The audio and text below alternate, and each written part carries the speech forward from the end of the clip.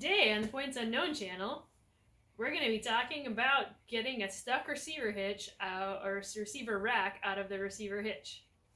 Yeah, this is definitely a human versus RakAttach episode, and I'll say it wasn't so great for the humans, but it didn't end so well for the RakAttach either.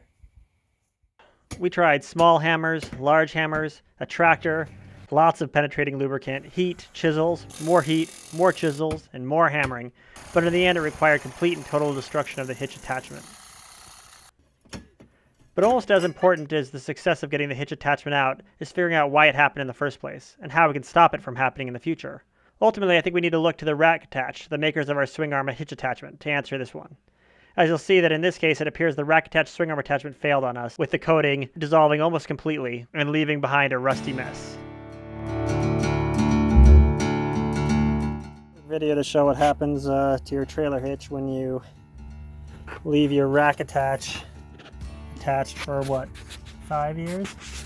Five-ish years. Put the RakAttach on when we got the van. Had a locking pin in there. It was seized after 5 years out in the weather, and so we cut that off and with the grinder, the angle grinder, and that worked out. But even with that out, this thing is not going anywhere. We've been pounding on it with a 5-pound sledgehammer, and it's seized pretty good in there.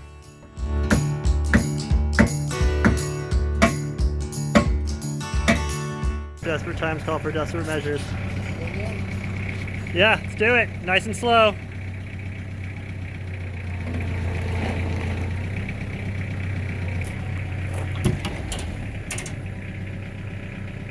It's not even budging. Hitting it with this oil that creeps to try and get it to loosen frozen metal parts. Then letting that sit for a while, then cleaning it with degreaser so we don't light it on fire. Then hitting it with heat to try and get it to move, and then pounding it with a hammer. And well, we've managed to move maybe 1/4 of an inch. So that's progress. Then we've had more progress than we've had all week. I'll take it.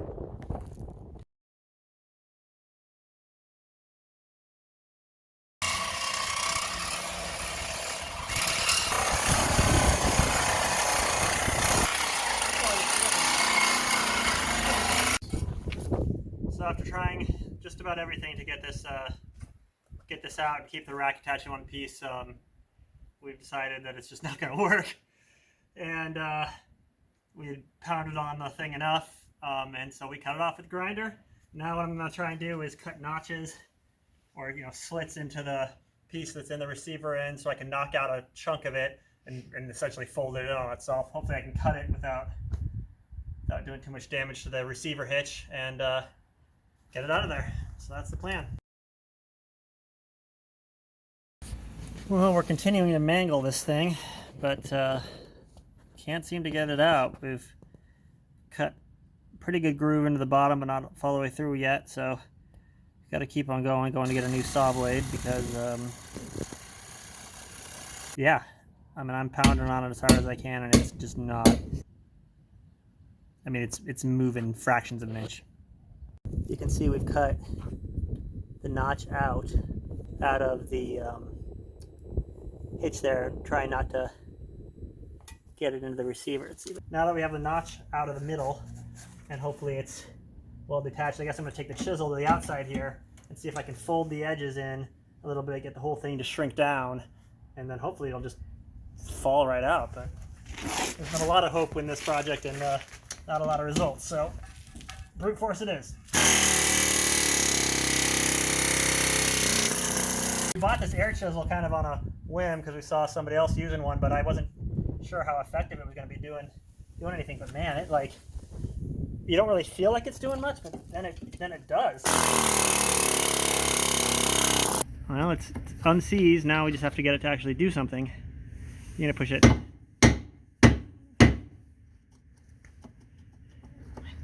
I'm gonna take this piece of metal and I'm gonna line it up with the back side here and hope that it pushes it out.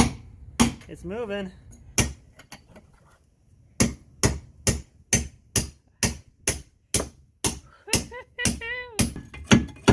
It's gonna fall out any second.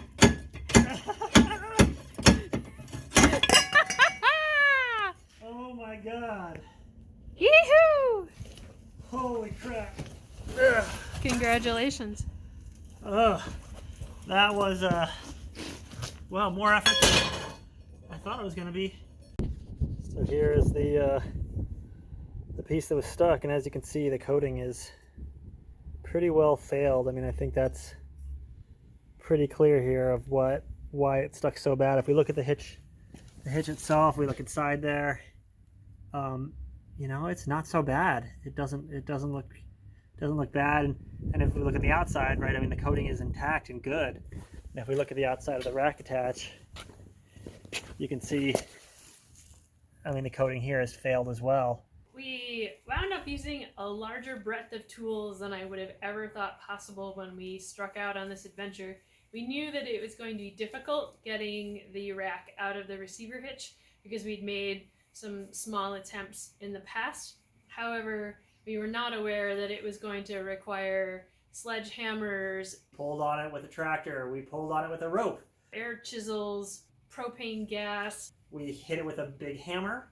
Saw blades. We heated it up. We cut it. We did all those things, and I'm pretty sure that all those things were necessary in order to get it unstuck, all combined. And in the end, we ended up chopping off our RakAttach and basically cutting it into pieces in order to remove it from the hitch receiver. Ultimately, our hitch receiver is in good shape after all of this, and the RakAttach needs to be replaced. But you know, looking at it and kind of doing some forensics, I think the RakAttach was done to begin with.